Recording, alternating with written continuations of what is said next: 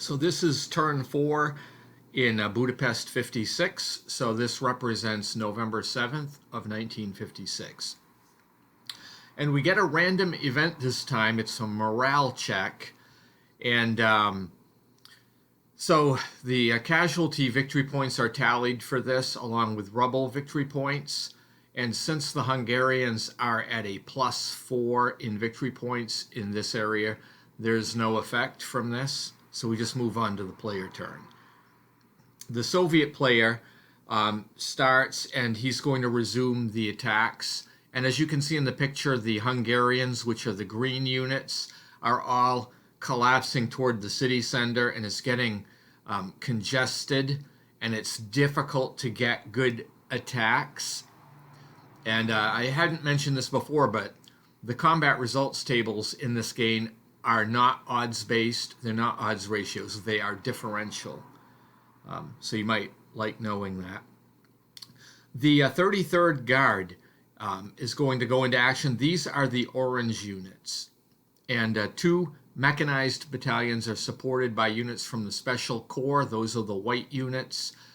And these launch an attack against the 1st National Guard and the Senza garrison at the Writers' Union buildings.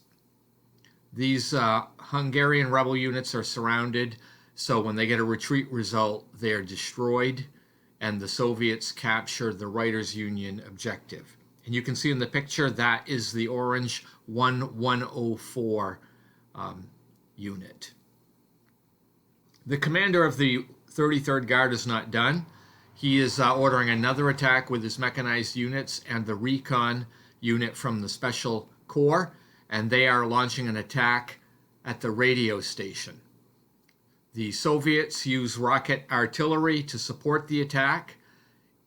Now, since the radio station was being defended by Revolutionary Forces Committee units, the defenders actually get an additional 1 left column shift.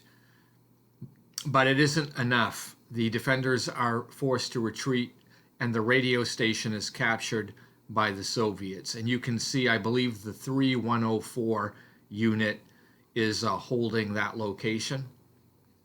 In this case, the rocket artillery did not create rubble, so that's good for the Soviets. Then we go to the 128th Guard. They're the yellow units, and their next target is the railroad station on the western side of the Danube. It's defended by Rady's garrison, and the Soviet commander orders the 2 128 Battalion and the 180 Airborne Battalion to attack here. And we have some Special Forces Corps artillery providing combat support.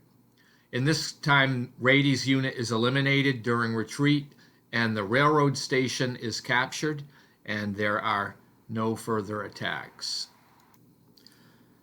So at this point, the Soviets have gathered 3 more victory points from rebel casualties. Then we go to the Hungarian player turn. The Hungarian rebels get only 1 reinforcement. This is Tuzolto's garrison. So the Hungarian player continues to fall back and solidify his defensive positions, which is what you're seeing mostly in the picture here. And there was a unit that I should mention was illegally left in the American embassy. I wasn't supposed to do that. It's off limits, but I moved it out, so my bad. And the rebels are just being careful here to avoid combat, to keep the rebellion going as long as possible in the face of, the Soviets. So that brings turn 4 to a close.